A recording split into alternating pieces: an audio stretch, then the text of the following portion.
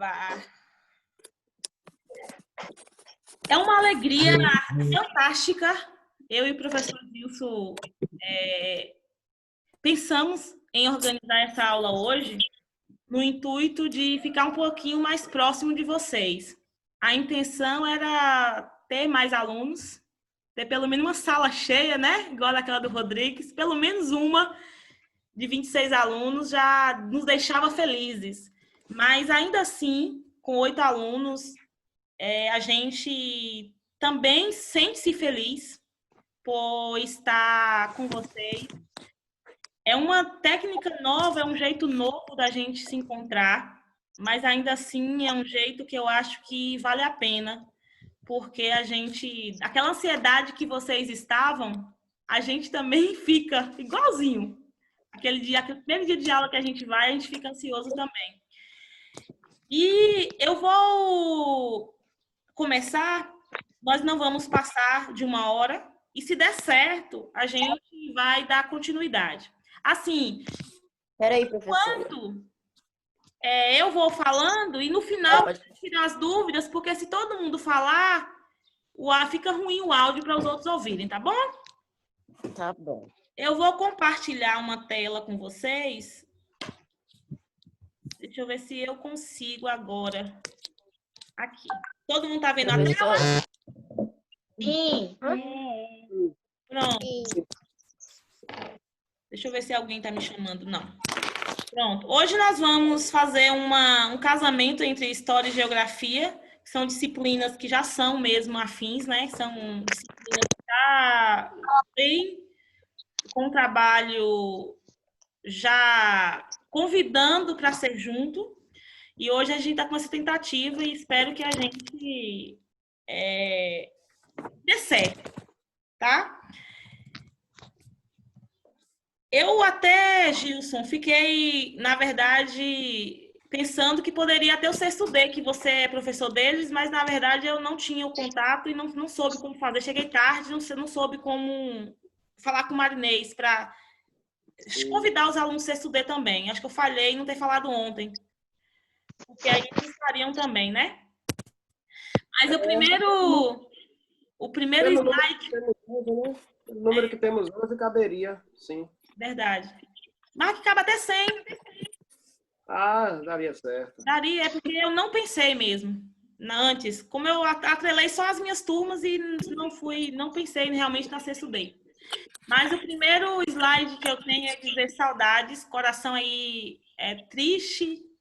Nós todos estamos tristes pelo que está acontecendo, pelas incertezas de escola, de sala de aula, mas nós gostaríamos de compartilhar as nossas saudades e dizer que a gente também sente muita falta de vocês. Eu não sei se vocês sentem falta da gente, e se disser não, eu vou ficar muito triste, porque eu realmente estou muito triste com tudo que está acontecendo. É muita saudade mesmo. E aí eu comecei a pensar em vocês, em fazer isso, porque a gente já tem um trabalho, fora a Josimara, que está aí, que esse ano é o primeiro ano de aula comigo, mas a gente já fazia isso ano passado, né? De fazer atividade de vídeo, de encaminhar via Zap, então não é novidade para nós, não. Então é só dizer que estamos juntos nessa, não é só vocês que estão sentindo só, não. A gente também se sente só às vezes, sem a presença de vocês. Confesso para vocês que dá até saudade daqueles gritos que eu dou. Sai da frente! Presta atenção, Marcol! Fica quieto! Dá vontade, às vezes, até de falar cala a boca, às vezes. Mas é isso, estou sentindo saudade daquele cheirinho de bagunça. Como vocês viram no grupo, vai ter o simulado. Eu quis sintetizar para vocês, porque vocês são sexto ano e vocês meus pimpolhos, mas fora isso, é porque vocês, sétimo ano em diante, já conhecem a rotina do simulado. Então, o Rodrigo Lima, toda unidade faz um simulado. Nesse simulado, são 4 questões, cada matéria. Então, cada professor vai dizer para vocês se não vai revisar, ou vai mandar vídeo, ou vai dizer qual é o capítulo. E se não disser, podem cobrar deles, porque eles vão dizer qual é o capítulo que vocês vão estudar. Então, vocês vão ter 4 questões de língua portuguesa, 4 de matemática, 4 de ciências, 4 de geografia, história, arte, educação física, meio ambiente, 4 questões de inglês. Então, ao todo, vocês vão ter 9 vezes 36 questões. É um simulado de múltipla escolha, coisa que já fazíamos lá no Natalino, lá da 4ª unidade, onde vai ter as opções A, B, C e D, e vocês vão marcar. A única diferença do ano passado para cá é porque esse ano vai ser online. Então, dia 18 de agosto, cada série tem um dia estipulado, vocês é dia 18. E aí é por isso que eu estou atentando para vocês ficarem cobrando os professores também, ou professor de português, de matemática, qual é o capítulo que nós vamos estudar, para quem não vai ter esse momento oportuno. Então, ter consciência do qual é o conteúdo. E esse simulado vai ficar arquivado. Teve muita polêmica do último simulado que eu fiz, que não foi avaliado. Eu disse que ia ser avaliativo na volta, e ainda pode ser, mas o simulado vai ficar guardado, vai ficar lá arquivado. Em algum momento, isso nós vamos converter como nota mesmo. Então, o que nós estamos convidando vocês agora é para estudar. Eu sei que a maioria já tem uma rotina, alguns de vocês já têm, mas o foco agora é vocês estudarem mesmo. Não só fazer as atividades, mas também tendo a proposta de estudando. Certo? Até aqui? Tudo bem até aqui? Eu anotei logo. Tudo bem. Pronto, entendeu isso, né? Que vai ser dia 18. 18. Pronto. Eu anotei. A nossa disciplina, geografia, eu gosto de salientar, porque vocês já me veem como professor de matemática. Mas nosso capítulo de geografia vai ser o capítulo 2. E ainda assim, não vai ser todo o capítulo. Eu só foquei da página 28 até a 34. Então, eu gostaria que vocês pegassem um livro aí na página 28. Professora, Diga, meu amor. precisa dos outros materiais? Não, só do livro por enquanto. Daqui a pouco o livro de história. 28, né? Isso. Já não fazemos isso, mas vocês já devem ter lido, obviamente, porque foi um conteúdo lá nas primeiras semanas, onde nós falamos sobre mapas. Quando eu falei que Davi Gabriel hoje era o nosso cenário, porque ele está aí todo na volta dele com muitos mapas. E que pena que eu não estou conseguindo vê-lo, para a gente poder usar a sala dele como instrumento de aula. Lá na página 28, o tema é mapas, o que são e para que servem.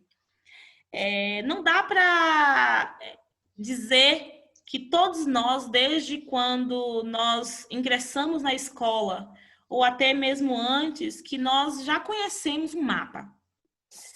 Mesmo que não tivemos a curiosidade de ler, que a gente vai falar um pouquinho sobre leitura de mapa, mas em algum momento a gente viu um mapa. A gente foi na escola, ou mesmo em um restaurante, ou mesmo numa lanchonete, a gente viu um mapa. Então, o que é um mapa? O mapa nada mais é do que uma representação da realidade. Aí vocês perguntam, como assim representação da realidade? E ainda eu coloco aqui no slide que não é idêntica à realidade. Porque a intenção é representar algo, representar uma realidade. Mas não é idêntica porque é impossível você conseguir representar uma realidade de uma maneira igual. De uma maneira igual a ela é. Então, não é idêntica. Então, no vídeo que eu passei para vocês, tem um geógrafo que ele diz, lembre-se, é uma representação, mas não podemos dizer que é idêntica. É como se nós fizéssemos uma comparação. Por exemplo, pegássemos uma imagem de uma casa ou de um cachorro. Pronto, um cachorro. E eu diga para vocês assim, olha, a partir de agora eu quero ver quem consegue fazer a melhor representação desse cachorro. E aí cada um vai tentar desenhar do seu jeito, cada um vai tentar representar esse cachorro do seu jeito. E por mais o melhor que fique, que seja um desenhista profissional, eu não consigo fazer ele de forma idêntica àquele cachorro que eu quis representar. Então, o mapa é isso. É um instrumento que eu represento a realidade, mas que não é igual à realidade, não é idêntica à realidade. Então, eu quero que vocês travem essa palavrinha. Não é idêntica, apenas tenta representar uma realidade, certo? Então, por exemplo, nós conhecemos muito alguns mapas, vimos o mapa do Brasil, vimos o mapa das Américas, o mapa da Bahia, o mapa de Mucugê. Então, são diferentes tipos de mapas. E o mais importante dos mapas é a leitura. Às vezes a gente acha que... Vocês já ouviram muito falar sobre isso. Às vezes a gente acha que leitura é eu pegar o livro e folhear, e decifrar, e ler. Davi Gabriel tá entrando aqui. E tal. Mas não. Quando eu entro na sala de aula, quando o professor entra na sala de aula, você olha, já logo olha, né? Se ela tá bem vestida, se como é que tá. Eu sei que vocês fazem isso, que eu sei. Isso é uma leitura que eu faço com a pessoa. Então, da mesma maneira, é importante eu ler o mapa. Qual é a primeira coisa que eu vejo quando eu olho um mapa? Qual é a primeira coisa, a coisa mais importante nessa leitura desse mapa? Eu estou vendo Davi Gabriel agora e estou vendo um mapa lá atrás. Se todos observarem, lá em cima tem uma parte amarela. Você poderia ler para mim, Davi, o que está escrito nesse mapa atrás de você, na parte amarela? Bom, aqui, nessa parte aqui? Isso. Aqui está escrito América Central Político. Pronto. E tem a escala. Não, guarda isso aí. É América Central. A primeira coisa que eu vou analisar é o título desse mapa. Então, ali eu sei que eu não vou encontrar informações de Mucugê, eu não vou encontrar informações econômicas, eu sei que ali eu vou encontrar informações da América e é a parte política. Embaixo também tem o que, Davi? Aqui embaixo fala sobre país ou possessão, capital de país, a distância ou a extensão do país, o idioma do país, a nacionalidade e a moeda. Pronto. Esse mapa é político. Em nenhum momento você vai conseguir enxergar aí um dado econômico. Porque esse mapa é político.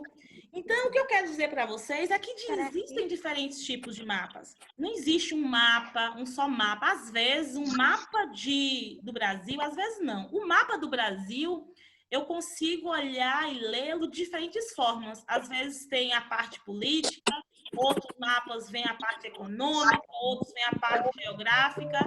Então, existem diferentes mapas que tentam representar uma realidade. Tudo bem até aí? Tudo. Pronto. Aí a gente... Obrigada, Davi.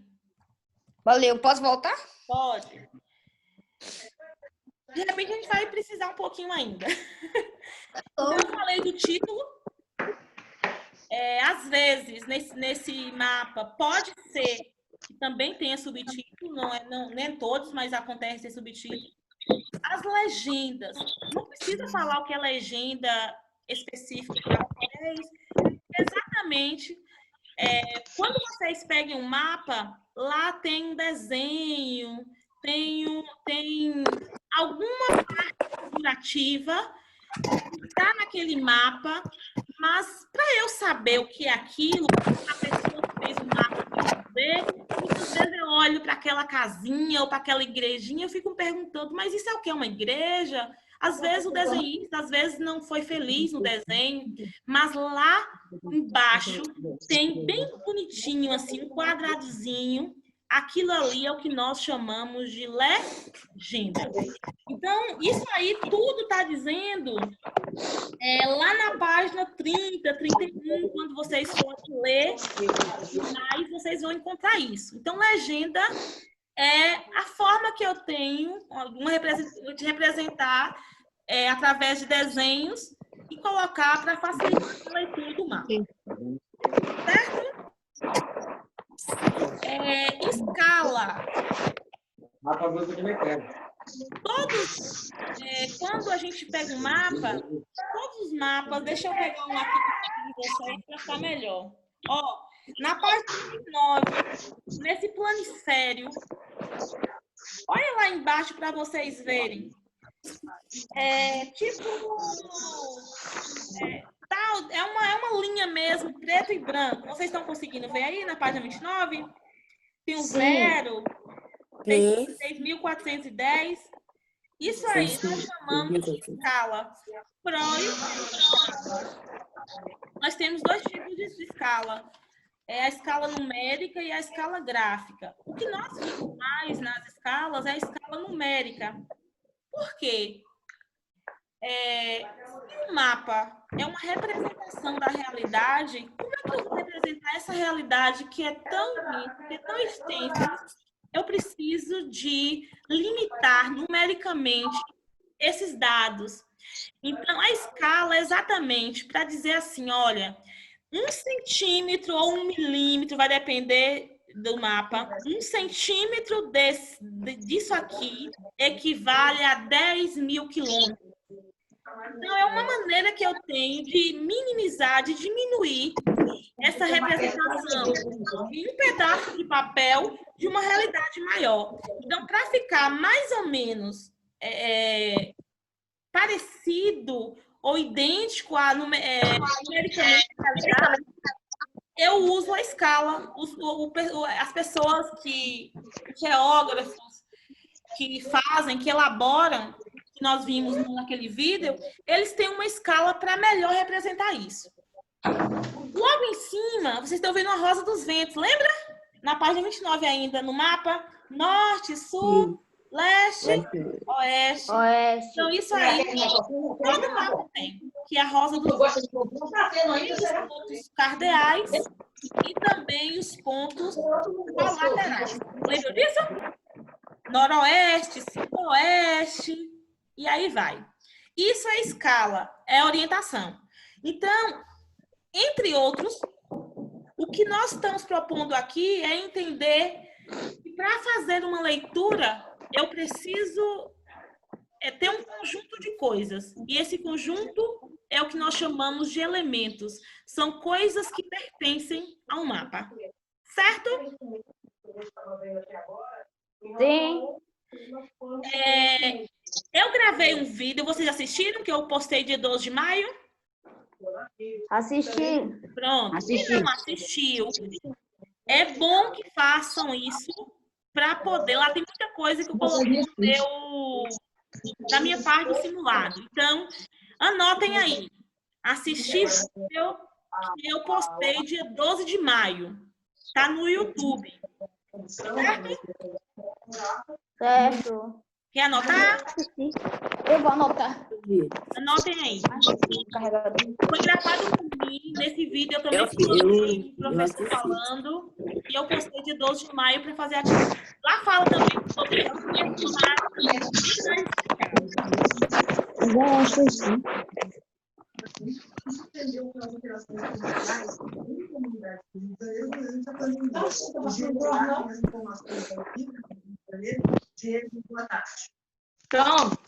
Pronto. Passando, tá acabando. Aqui eu coloquei só um desenho para demonstrar para vocês melhor. Marco Geórgico está querendo assistir nossa aula. Eu não estou conseguindo ver a senhora.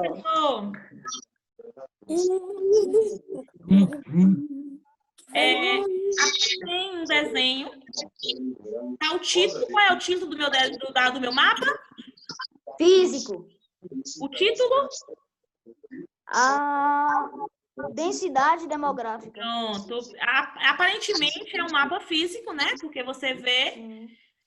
apresentando densidade demográfica. Nós temos a escala, não dá para ler, mas vocês estão vendo aí no quadradozinho da escala, a orientação, que é a Rosa dos Ventos. Hora vem ela completa, a hora só vem esse desenhozinho aí, essa é a orientação. E também a legenda. Olha para você ver a legenda. A parte clara está dizendo que é, a parte um pouquinho mais escura está dizendo que é exatamente para que o leitor, quando faça a leitura desse mapa, compreenda e entenda o que essas cores representam. Então, essa composição do mapa, ela é fundamental para que nós entendamos. Tenha um entendimento e façamos uma boa leitura e uma boa compreensão do que é um mapa. Foi metralhada com mais de 70 tiros. Pronto. Tem alguém? Linhas imaginárias. Eu vou fazer para sair. Está na página 34, a nossa última página, que é a última que falar um pouquinho depois. As linhas imaginárias, eu também tenho um vídeo bacana lá, que foi postado dia 15 de maio. Certo? Esse vídeo vocês vão conseguir compreender. Porque eu vou falar aqui, vou demorar mais 15, 20 minutos. E a intenção não é que vocês cansem e fiquem chateados. Então, é só mesmo norteando o entendimento de vocês. Então, nós temos a ideia do que é paralelo e do que é meridiano. Está na página 34. Aí vocês me perguntam assim, o que são linhas imaginárias? Por que imaginárias? Porque imagine aí, essa semana para o Gilson, viu? Eu estava explicando para Pedro sobre linhas imaginárias. Aí ele disse, mãe, por que imaginária? Eu disse assim, você fica andando e pulando as linhas? A linha do Equador, por exemplo? Não, a gente não vê. São apenas linhas que estão lá representando para que facilitem as nossas organizações, a nossa orientação mesmo. Então, realmente, são linhas imaginárias. Paralelos, deixa eu ver se tem alguém que os paralelos são linhas traçadas no horizontal e os meridianos na vertical. Certo? Lá está falando sobre o meridiano de Greenwich. Lembra dessa palavra que eu ficava reclamando com vocês? Greenwich? Greenwich? Eu lembro. Então, lá fala sobre o meridiano de Greenwich, fala bem mais detalhado, que vocês vão conseguir compreender perfeitamente ao assistir a minha aula também do dia 15 de maio. Pronto? Ainda no meu livro, voltem aí na página 33. Ai, voltei demais. Aí, olhar interdisciplinar. Qual é o olhar interdisciplinar? Qual é a disciplina? Uma. História. História. Então, eu vou deixar agora com o professor Gilson, porque, como eu disse para vocês, essa corda representa bem história e geografia. São disciplinas que andam juntas, ligadas, interligadas. E aí eu pedi para o professor Gilson sobre as grandes navegações. A importância que os mapas tiveram, ou que os mapas possibilitaram ou não para as grandes navegações. Tudo bem, professor? É com você. Tudo bem. É uma formalização da redução da participação da sociedade civil. Eu quero chamar. Tem alguém com... A TV ligada. Não tá dando para entender nada. Liga o microfone por enquanto. E só liga na hora de fazer uma perguntinha.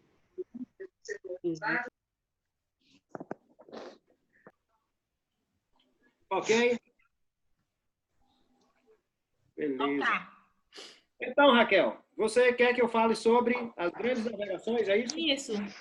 Fazendo um paralelo dos mapas, a importância deles para as grandes navegações ou a importância deles sem eles. Vamos lá. Eu não sei se especificamente o conteúdo os detalhes que vocês têm em mãos, né? Mas só para a gente lembrar o que foi as grandes navegações. Então, grandes expedições marítimas que aconteceram entre os séculos XV e XVI, comandada principalmente por 2 países, Portugal e Espanha. Então, a importância que foi esses países investirem nessas navegações. No final da Idade Média, o mundo que os europeus conheciam resumia só o Oriente, certo? Então, eles não tinham conhecimento de outros lugares, certo? Para obter, principalmente, o que vamos chamar de especiarias, e que era muito utilizado naquela época, porque hoje nós temos a geladeira, hoje a gente tem como conservar os alimentos. Naquela época não tinha. Então, eles dependiam muito de especiarias para a conservação desses alimentos. Então, pimenta, açafrão, gengibre, canela, outros temperos. E eles tinham que recorrer a comerciantes que compravam essas mercadorias e, quando chegavam na Europa, chegavam por um valor muito alto. Dentre eles, os italianos. Então, essas mercadorias vinham do continente asiático, vinham da Índia. Como foi que eles conseguiram navegar? A importância de saber navegar. Os portugueses, eles vão se destacar. Isso aí, eles vão ser pioneiros. E vocês vão ver que, para conseguir navegar, eles tinham que ter alguns instrumentos. A bússola, né? Não sei no livro de vocês aí quais são os instrumentos que aparecem. A bússola é uma delas. Eu estava olhando aqui no livro do 7º ano, que fala sobre isso, e tem outros instrumentos também. Cartografia, a importância da cartografia, para eles conseguirem se deslocar. Então, o que é a cartografia? É uma prática que envolve a produção de estudos de mapas e que foi bastante aprimorada com as viagens marítimas. Então, a partir do século XV, os cartógrafos europeus, eles fizeram os primeiros registros das terras onde os navegadores chegavam. E esses mapas, eles eram guardados em segredo pelos navegadores e pelos patrocinadores, porque eles precisavam descobrir a rota para conseguir chegar até o continente asiático, para conseguir chegar até a Índia, porque todos aqueles produtos que eu falei, essas especiarias que eles consumiam, vinham de lá. Então, eles compravam na mão que nós vamos chamar de atravessadores, certo? O canal de comunicação desse transporte aí, de mercadorias vindas do Oriente, era o mar Mediterrâneo, que era dominado pelos italianos.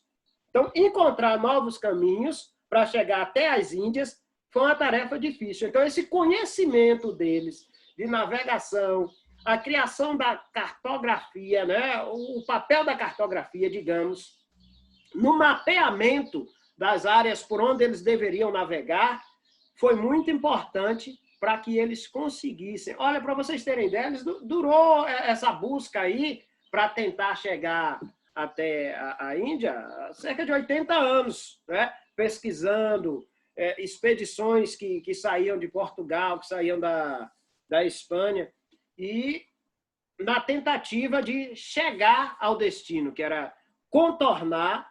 Aí nós vamos ter o Cabo Bojador e um chamado também Cabo das Tormentas, que era um local de difícil navegação, certo? Porque eles iam, por não conhecer, achavam que estavam em águas profundas e achavam que as rochas estavam muito distantes e por baixo da água tinham determinadas quantidades de rocha que acabava batendo no casco, o navio batia o casco ali naquelas rochas e afundava. Então, eles tiveram muito trabalho. Por isso que os cartógrafos guardavam esses mapas, porque quem conseguisse primeiro vencer essas dificuldades, ultrapassar esses cabos, como o Cabo Bojador e o Cabo das Tormentas, que depois, esse Cabo das Tormentas mesmo, Dom João II, ele mudou o nome para Cabo da Boa Esperança, porque os portugueses conseguiram contornar e completar a viagem, certo? E aí, saiu na frente, como se diz. Para vocês terem ideia, eles compravam as especiarias, eles trouxeram essas especiarias para a Europa, 6.000% de lucro. Se fosse nos dias de hoje, imagine aí um lucro desse.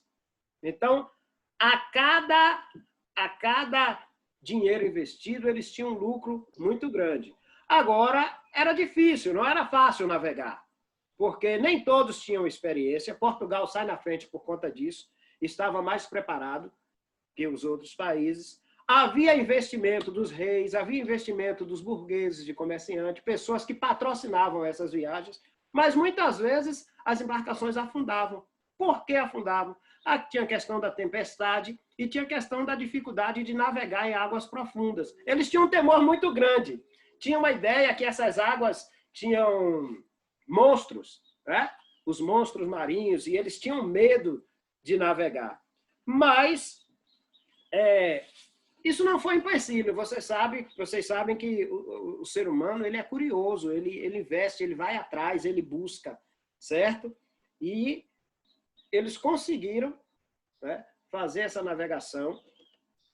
Nós vamos entender também, mais à frente vocês vão ver isso, que Cristóvão Colombo, né, enquanto os portugueses navegaram para as Índias, contornando a África, os espanhóis optaram por outro caminho e vão em busca também dessas especiarias. E aí nós vamos ver que Colombo chega a um continente que ele não conhecia, certo? Ele foi financiado pela Espanha, que é a América. Posteriormente, certo? Vai se descobrir que aquele continente, ele pensou que tinha chegado ao que vai se chamar as Índias, mas na realidade ele não tinha chegado ainda. Ele chegou a um continente que era um continente habitado, vale a pena ressaltar, certo? O continente americano, que depois, né, foi dado o nome de América depois, continente americano, era um continente habitado e ele chegou, certo? Aqui por conta de quê? Dessas navegações, desses empreendimentos que foram feitos. Eu não sei o que é que tem mais aí no livro de vocês. É isso mesmo, Gilson. Certo? É por Tem aí. mais alguma coisa que a gente possa falar? Se você quiser fazer a leitura de alguma parte aí para que a gente possa explicar. Não, na verdade, só mesmo que você falou aí das especiarias, da importância dos mapas nesse momento para eles, né? Foi o que estava em destaque para a geografia. É sua vez agora, pode dar continuidade. Geografia, alguma dúvida? Quer fazer alguma pergunta, professor Gilson, para mim? Pode abrir seus microfones.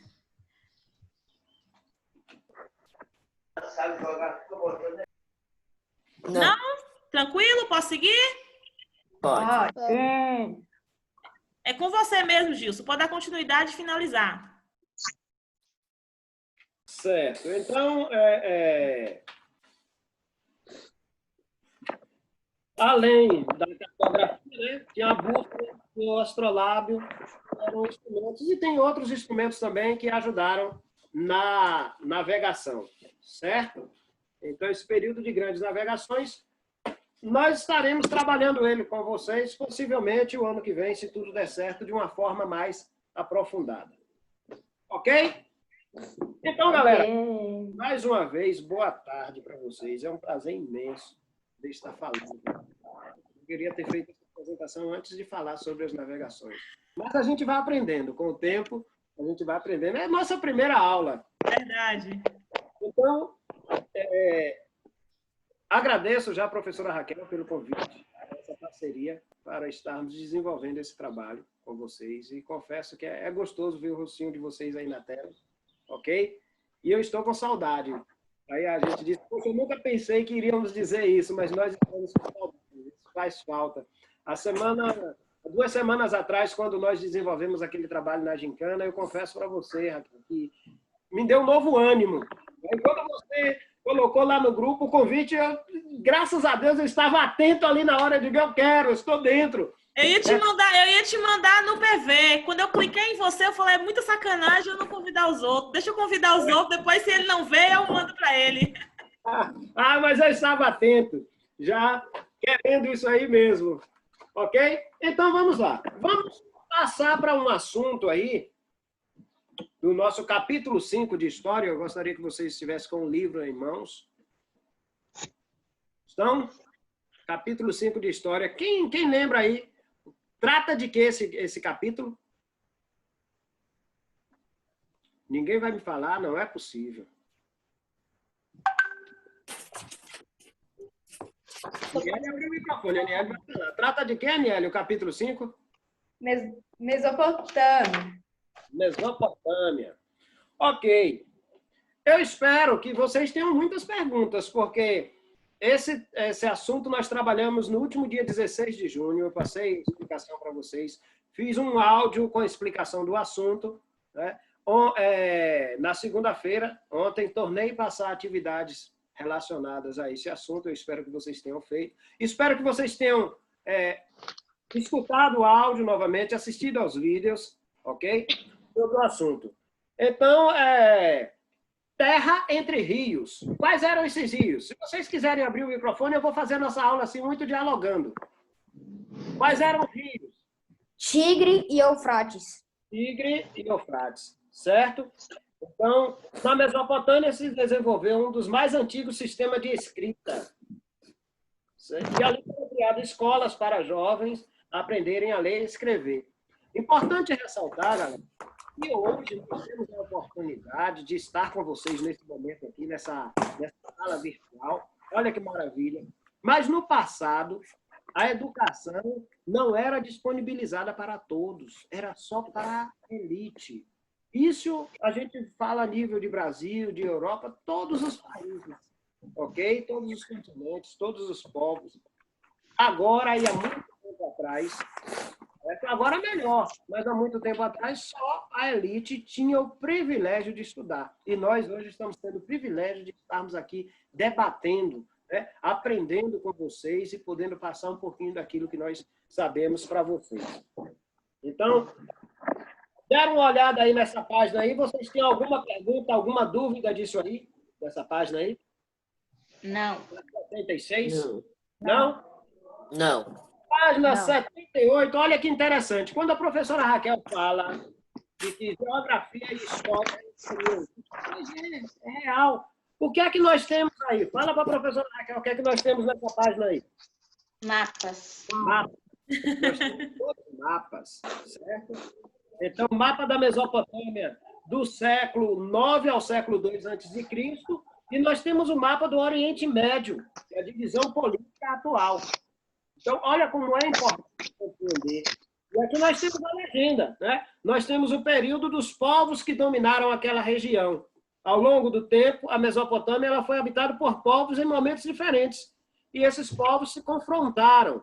Então, quais foram esses povos? Sumérios, acádios, amonitas, que eram os antigos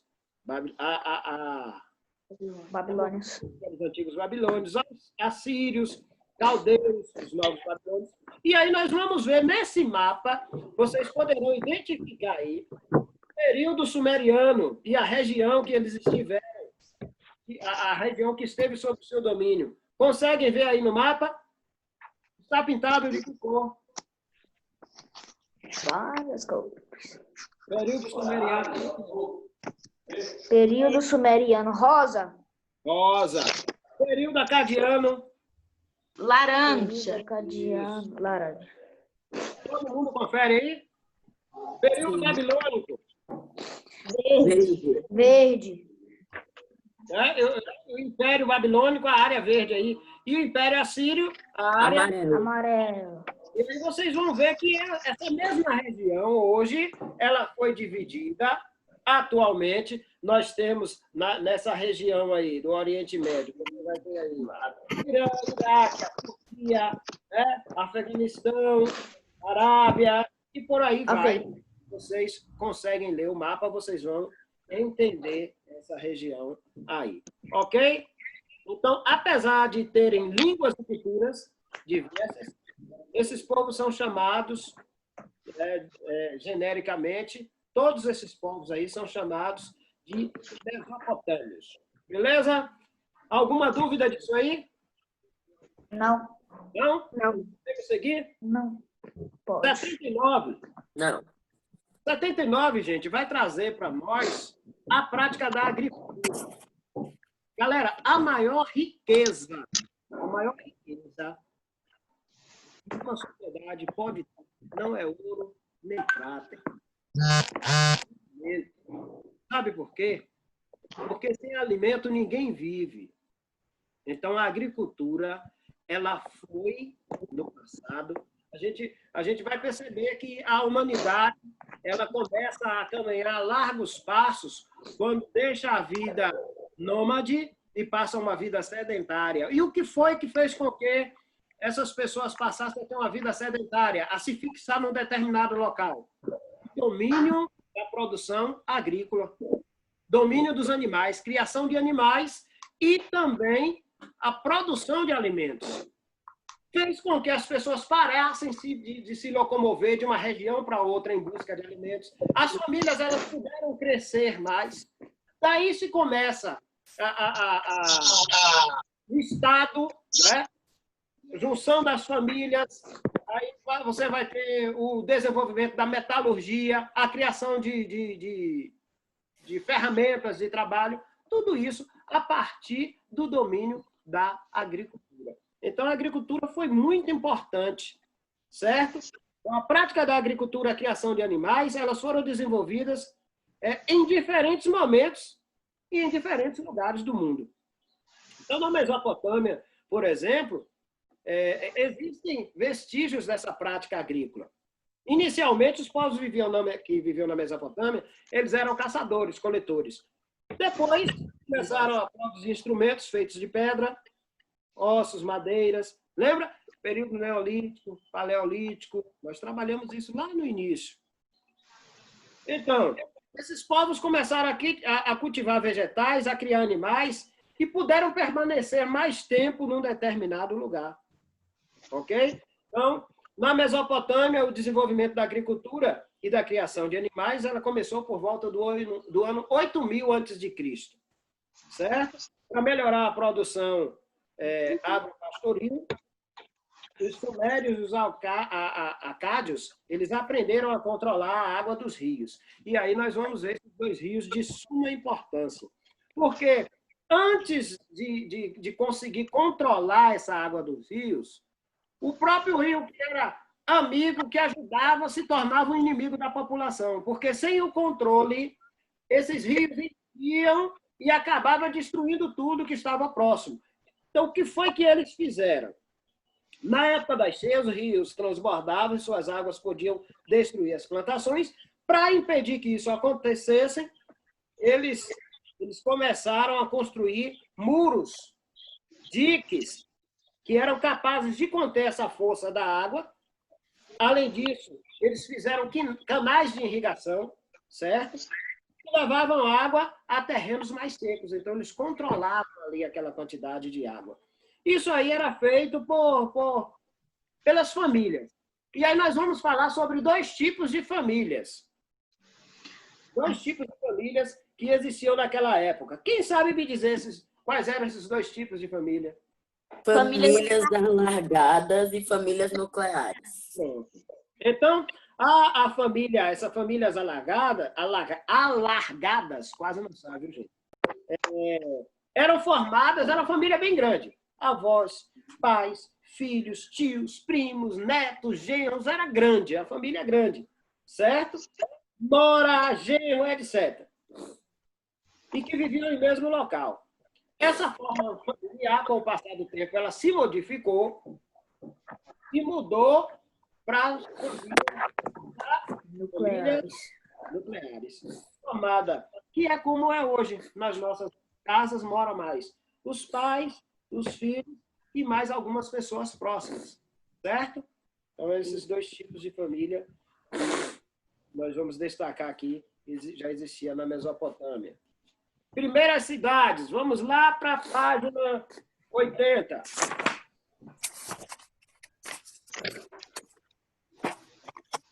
Então, pesquisadores, arqueólogos, eles encontraram vestígios aí de cidades sumérias, cidade de Ur, Lagash, que se desenvolveram por volta de Não está dando para ouvir. antes de Cristo. E havia uma função que era desempenhada naquela época de suma importância, que era o artesão.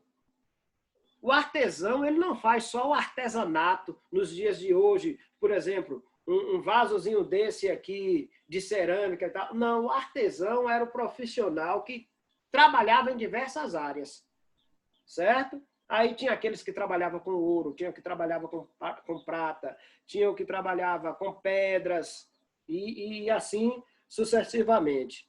Então, entre esses trabalhadores estavam os artesãos, né, que eles tinham aí trabalhos especializados nas aldeias, dominavam aí ferramentas e técnicas próprias, se dedicava à produção de vários bens, aí ceramista, construtores de carroça, carpinteiros, moedores de cereais, certo? Tecelões, todos esses aí trabalhavam em prol da sociedade. As cidades elas já tinham uma população numerosa, diversos tipos de construções, como casas, templos, ruas, pontes, palácios, né? E dessas construções aí se destacam mais os palácios reais e também os muros. Vamos lembrar que as cidades eram muradas por conta da segurança. O muro na cidade ele só veio perder, digamos assim, sentido, já não tinha mais sentido, quando o ser humano começou a dominar a pólvora.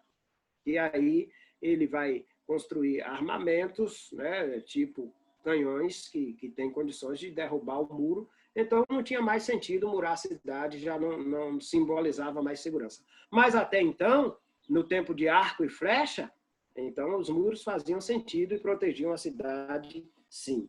E nós vamos ter aí uma criação que foi desenvolvida pelos mesopotâmicos, criação que até hoje é de suma importância no desenvolvimento, na locomoção da sociedade. Quem sabe me dizer o que foi?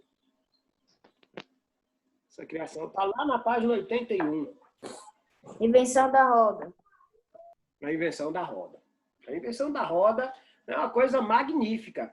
Então, ela vai ajudar no transporte de alimentos, vai ajudar no transporte, né, de alimentos, mercadorias, de pessoas, de uma forma mais rápida. Então, a roda é utilizada em veículos e transportes e é considerada uma das maiores invenções humanas, certo? Um dos mais antigos veículos com rodas ele foi descoberto na Mesopotâmia. Então, eu não vou ler esse texto aqui, é um texto informativo, não é que ele não é importante, ele é importante, mas a gente está fazendo o resumo. Eu espero que vocês leiam esse texto e compreendam melhor. E hoje, né, me parece que tem uma atividade aí de vocês que eu pedi que vocês pesquisassem sobre os veículos que utilizam roda. Hoje e no passado. Então, você vai ver aí a questão das ferrovias que foram criadas no passado para o transporte de mercadorias, principalmente o Brasil, no início da colonização, né, que produzia bastante café, a importância que foi as ferrovias. Então, as locomotivas precisam de rodas para se deslocar. Mas aí, se você vai assistir o filme romano ou um filme antigo, você vai ver que tem as carroças também, as carruagens, certo? Aí você parte para as bicicletas, os primeiros veículos. Então, a importância da roda. Vocês têm como pesquisar e apresentar esse trabalho de forma brilhante, pois eu acredito na capacidade de vocês. E até o avião, você diz, professor, o avião lembre que antes de voar, ele percorre um trecho por terra, e sem roda não vai. E para aterrissar Também, depois que ele está voando, certo? Se o trem de pouso não tiver aberto e os pneus estiverem furados, é problema, ok? A não ser aqueles que fazem isso na água, né? Continuando aí, religião, certo? Aí nós vamos falar sobre o politeísmo e monoteísmo. O que é politeísmo? Quem sabe? Rapidinho. Politeísmo, ninguém se arrisca? Monoteísmo? Então, Como é que é o nome? Sim, fale. Não, o senhor perguntou o quê? Politeísmo. Vamos lá. É a crença em vários deuses, certo? Então, o monoteísmo é a crença em um único Deus. Politeísmo em vários deuses. E os sumérios, ou melhor dizendo, os mesopotâmicos, eles eram politeístas. Eles acreditavam em vários deuses, certo? Nós temos religiões monoteístas, tem o judaísmo, o islamismo, o cristianismo, são religiões monoteístas. Então, aqueles que, igual a mim, são cristãos, né? Mas cada um segue a religião que quer seguir, quero aqui deixar bem claro, estou falando, no caso da minha, o cristianismo, nós acreditamos na existência de um único Deus. Mas existem religiões que acreditam na existência e cultuam a vários deuses. Ok? E aí vocês vão ver, aqui nessa página aí, o Deus do céu, deusa do amor e da guerra, e aí vai uma lista de vários deuses que eram cultuados por aqueles povos. Beleza? Quem era o responsável por esses cultos?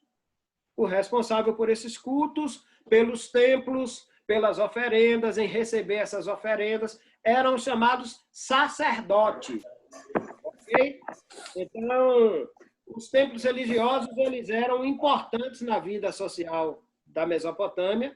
Nesses locais havia culto aos deuses, realizações de rituais, recebimentos de oferendas. E para os mesopotâmicos, os templos eram o lar dos deuses.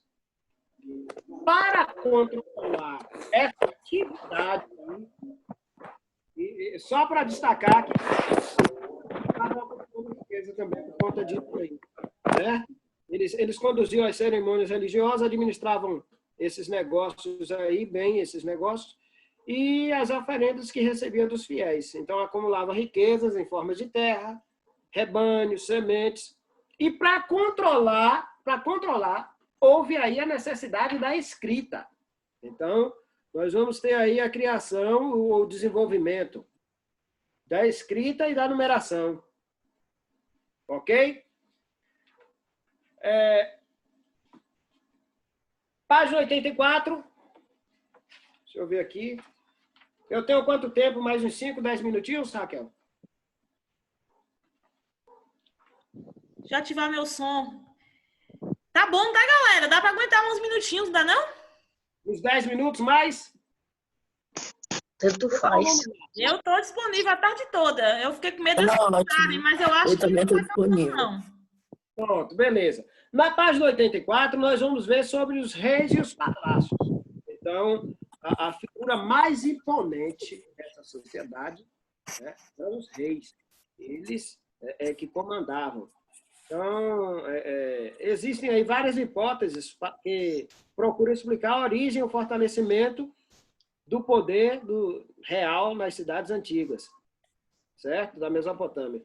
Então, segundo uma delas, no início da vida urbana, provavelmente não existiam reis nem palácios reais, mas conforme as cidades foram crescendo, acumulando riqueza, elas passaram a correr o risco de invasão, e aí vai se criar, diante disso, se cria uma defesa da cidade, toma-se a defender a cidade, defender o território, defender a sociedade, tornou-se uma preocupação para aqueles habitantes que levou à organização de tropas e à escolha de um chefe permanente para comandar. Esse chefe, ele teria se transformado em um rei.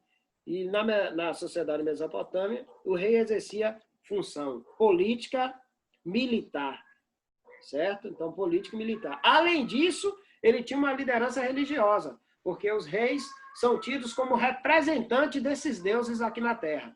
E vocês vão ver, a partir desse ano, o ano que vem mais à frente, sobre a questão dos impérios, dos reis chamados absolutistas. Mas isso é coisa lá para frente, para nós discutirmos isso aí. Então, esses reis viviam de quê? De pagamentos de tributos, eles cobravam impostos, certo? E as pessoas faziam oferendas e pagavam tributos, impostos ao rei, ao palácio. A partir do 2º milênio antes de Cristo, o poder do rei começou a ser transmitido a seus parentes e vai dar origem aí à monarquia chamada monarquia hereditária, certo? Ele vai ser passado de pai para filho, dentro da mesma família. Ok? Dentro desse contexto social aí, existia a servidão, os servos, certo? Então, esses servos eles eram encarregados de fazer trabalhos para o Estado, como construção de edifícios, de palácios, templos, muralhas da cidade, canais de irrigação, diques, pagavam impostos, certo? Ao Estado, que era arrecadado em forma de produção, como alimentos, rebanhos e sementes. E quando se trata de arrecadação, de cobrar impostos, quando se trata de leis, de normas que eram criadas, nós não podemos esquecer da escrita, né? A cartografia é uma forma de escrita. Então, você tem que fazer a leitura de mapas, e você faz leitura de textos, e você faz leitura de números, ok? Então, a escrita suméria, certo? A escrita suméria, nós vamos ver aqui na página 85. A escrita, galera, ela não foi inventada por um único povo. Então, diversas sociedades ao longo do tempo, eles criaram o seu próprio sistema de escrita em lugares distintos, diferentes, em momentos diferentes, em todo o mundo. Então, um desses lugares foi a Mesopotâmia, e lá os sumérios eles desenvolveram a escrita por volta do ano 3.300 a.C. E como era o nome dessa escrita? A escrita que utilizava... os sumérios utilizavam a placa de argila e um tipo de estilete ou em forma de cunha. Era uma peça que poderia ser de madeira ou metal, para riscar aquelas placas. Depois colocava as placas para secar depois que fizesse o risco. Por utilizar esse instrumento aí para a produção desses riscos, desses traços, dessas escritas, que era chamada de cunha, a escrita foi chamada de cuneiforme, certo? Então, a escrita suméria é chamada de cuneiforme. Ela foi utilizada para registrar várias línguas faladas na Mesopotâmia. As línguas dos sumérios, dos acadianos, dos babilônios, dos assírios, utilizada também para contagem, certo? Não dava mais para confiar só na memória. Os sacerdotes, outros que trabalhavam, não dava mais para confiar na memória, lembrar tudo, guardar tudo na mente. Então, a escrita, ela registra e quando você registra algo e guarda, você tem aquilo ali para sempre. Beleza? Alguma dúvida até então? Estamos terminando. As duas últimas páginas. Uma até já falei. Certo? Professor, não consigo te escutar. A página 86, Professor, que fala sobre a o seu escola. áudio não Escola consegui 11, escola 11. não. E agora? Melhorou? Melhorou. Pronto. Acho que eu vou trocar de fone.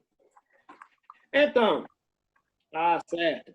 Então, as escolas sempre têm um papel importantíssimo na vida das pessoas, certo? Na Mesopotâmia não era diferente, certo?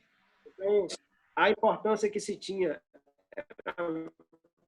e que se tem é muito Continua grande com relação cortando. às escolas hoje, ao ato de aprender e ensinar, certo?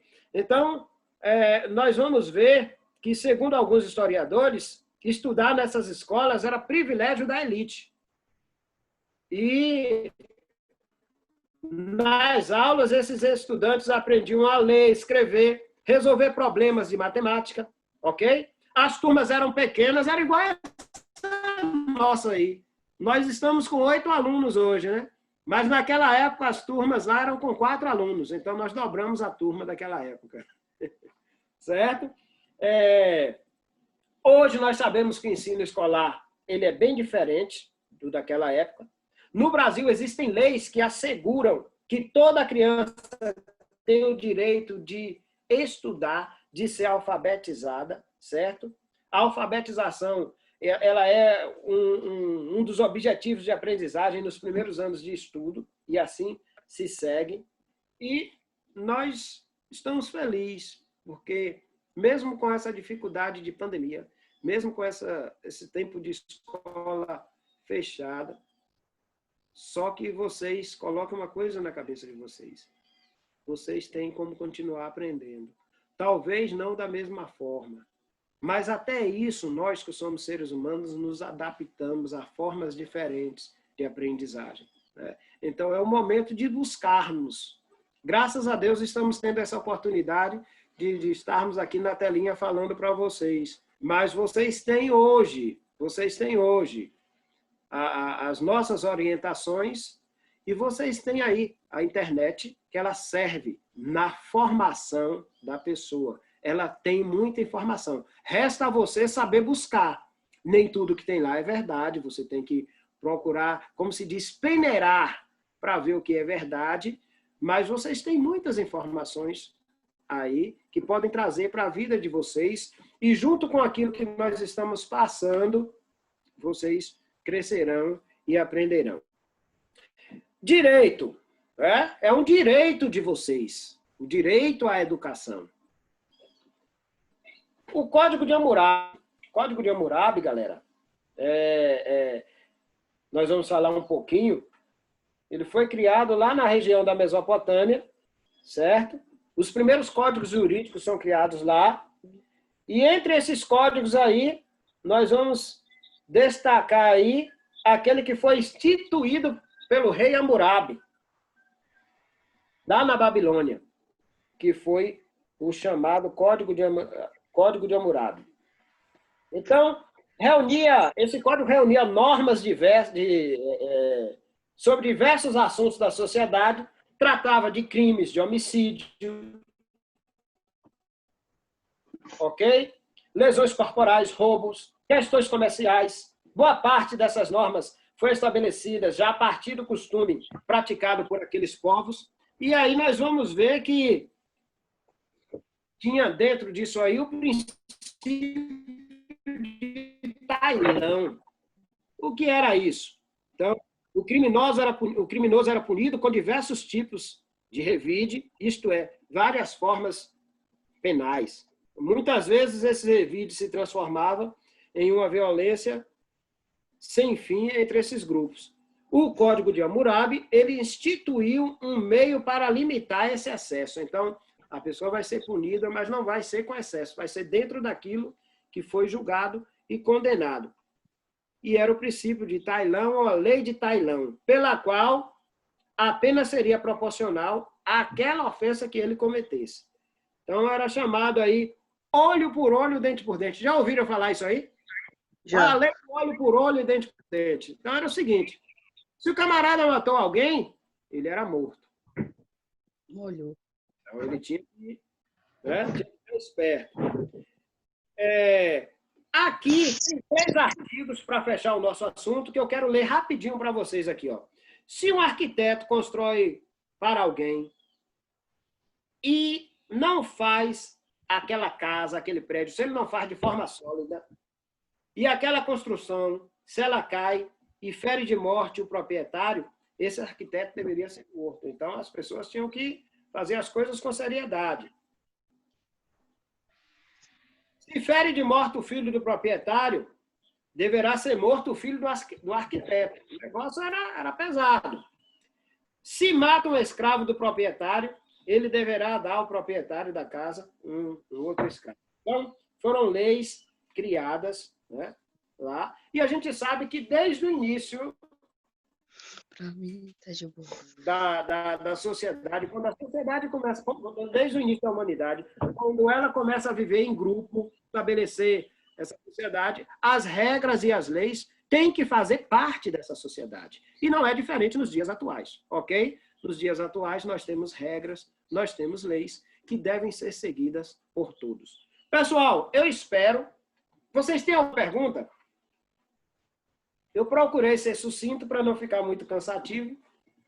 Tem alguma pergunta? Tem algo que vocês queiram colocar aí dentro desse assunto nosso? Ô, professor, eu queria saber o que são aldeias sedentárias. Qual é a página que você está aí? 79. Vamos lá. Então, vamos todo mundo para a página 79.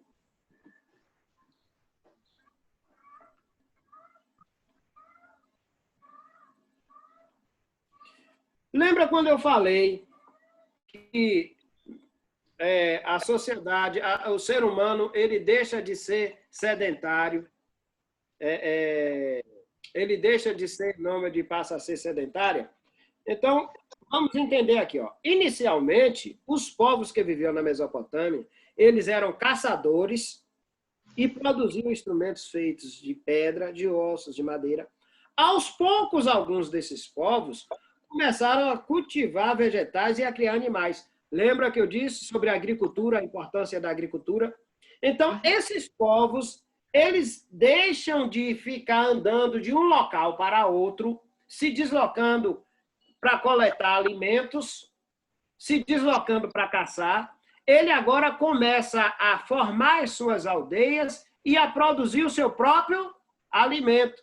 Então, ele sai da situação de nômade, do nomadismo, e passa ao sedentarismo, ou seja, a se fixar em um determinado lugar. E por que essa fixação? Porque ele se estabelece. E é importante lembrar que eles vão se estabelecer próximo aos lugares que tinham rios, que tinha água, porque facilitava para irrigação, facilitava para pesca, facilitava para caça. Caçar na água como, professor? Armadilhas, quando os animais iam beber água, certo? Então, isso facilitava. O sedentarismo, essas aldeias sedentárias são aquelas aldeias, aqueles povos que param de se locomover e começam a se estabelecer em um determinado local. Beleza? Respondida a questão? Mais alguma pergunta? Acho que Ninguém tem nada a perguntar? Raquel, ou entenderam tudo ou não entenderam nada, né? Ou tá achando que já é hora do lanche, 15h24, que é a hora do café.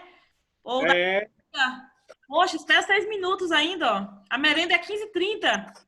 Pois é. A campa só toca às 15h30.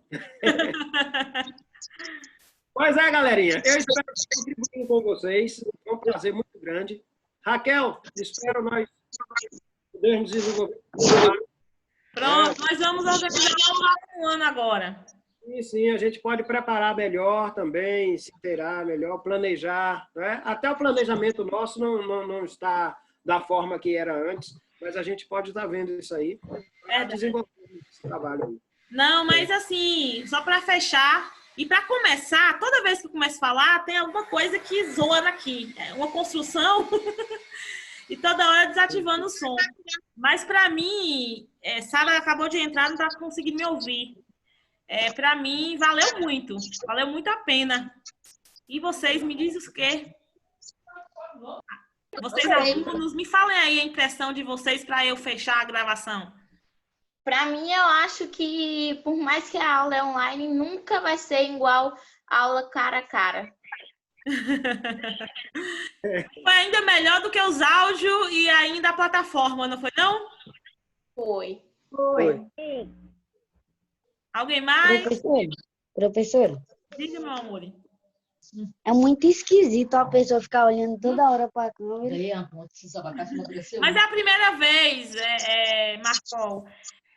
Quando a gente está fazendo isso o tempo todo. Todos os dias a gente tem aula, todos os dias a gente assiste live, todos os dias a gente faz reuniões. Esse fazer com vocês já era para ter acontecido há muito tempo. Sim. Em algumas escolas, se você olhar as escolas particulares, no primeira semana de aula foi aula assim. Então, foi uma forma de amenizar essa distância. E, de qualquer modo, eu ainda acho que é uma forma de estarmos ainda conectados, olhar no olho. É complicado mesmo, mas é costume também, né, Gilson? No primeiro dia, eu não sabia nem mexer nisso aqui. Hoje estou mais sabidinha. Hoje eu estou mais sabida, mas quando foi para eu entrar, eu não sabia nem o que era Zoom, eu não sabia o que era Meet, que é uma outra plataforma. E aí a gente vai ter que aprender de novo, porque o que a gente sabia era mexer com quadros de quadro, né? No máximo um filme, no máximo um retro.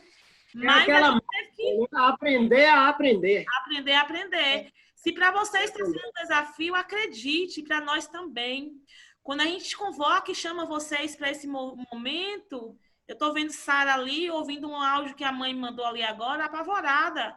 Porque a Sara não quer fazer atividade, dá vontade de chegar lá e pegar o cabelo dela, dar uns tapas. E acontece isso com vocês. Eu estou vendo aqui, eu tenho uma planilha e todos os professores têm de quem está fazendo atividade. É doído quando a gente chega lá, não tem nenhuma atividade de vocês. Todos os dias, 8 horas, eu abro a minha plataforma. Ô, zoada. Eu abro a minha plataforma e não tem nada lá de alguns de vocês. Então, assim, dói, é doído. Marcol, tá faltando muita atividade. Quem tá aí ok comigo é só Gabi, Dani não, Anne e Fúvio. Os demais, e João Vitor também. Ô, professor. Mas assim, Professor. a nossa alegria de entrar na sala de aula é chegar até vocês e aqui da mesma maneira, da mesma forma é na plataforma. Então, assim, quando eu peço, olha, tem 10, mas se você conseguir chamar mais um para a próxima, é estranho, Marcol, é estranho. Mas a gente acostuma. Quem está acostumando, né, melhor do que só o áudio. Eu gravo áudio, certo? É melhor do que só o áudio. E está em tempo real. A gente pode... Eu ainda já atrevi a gravar aula, Gilson. Eu tenho umas aulas minhas aí. Eu falei, ou eu faço isso, ou não faz. Mas, assim, é costume. E vai acontecer mais, viu? Depender de mim, vai rolar mais aula aí. E não fuja, Marcol, que eu vou te pegar. Ô, professor, Meu amor. eu fiz bastante, eu já fiz todas as suas atividades. O problema é que eu não estava conseguindo postar algumas. E as que eu postei, a senhora disse que não conseguia chegar. Sua mãe disse mesmo. Sua mãe A mesma coisa. Agora tem o e-mail, vai facilitar a vida de vocês, né? Gente, o que o professor Gilson falou é pura real. Eu sei que vocês são 6º ano, mas eu conheço vocês. Eu estou falando mais com propriedade do que o professor Gilson, porque eu conheço vocês. Foi 1 ano com vocês. Então, não é fala de professor de 6º. Eu estou falando fala de professor de 5º. Vocês sabem construir o conhecimento de vocês, porque vocês aprenderam a estudar. Gilson, eu tenho a maior alegria de dizer que eu ensinei a estudar, sabe? Eu tive a oportunidade de assistir alguns trabalhos desenvolvidos por você e por eles, até porque uma das suas alunas é minha filha, e eu tive a oportunidade de algumas vezes estar lá na escola, né? E ajudá-la aqui em casa também na produção dos trabalhos. Então, foram trabalhos maravilhosos. E eu acredito, eu creio que essa turma não perdeu o que foi ensinado, certo? Então, a gente sabe, não é fácil, tem que se levar em conta que naquele momento estávamos todos em sala de aula, nos víamos sempre, isso acaba incentivando mais, mas nós não podemos perder isso aí. Você está fazendo, eu acredito muito. Porque vocês... Raquel, quando eu abro lá e só tenho também, esses alunos que você citou aí, são os que têm apresentado uma atividade. Gabi, ok. Eu só queria Ô, fechar Pro, mesmo. Diz, Gabi. do negócio do simulado, vai ser 4 questões para cada matéria. Isso. Mas vai ser tudo em um dia só ou vai ser em um dia separado? Tudo em um dia só. Tudo em um dia só? Molhou. Mas, assim, Professora, a única diferença é que vocês vão estar fazendo online, né? Eu queria Professora? realçar também, que vai ficar gravando isso, a importância que tem os pais nesse processo. E vocês glorifiquem a Deus todos os dias, porque vocês, além de ser alunos estudiosos, vocês têm uma família que acompanha e que sabe ajudar.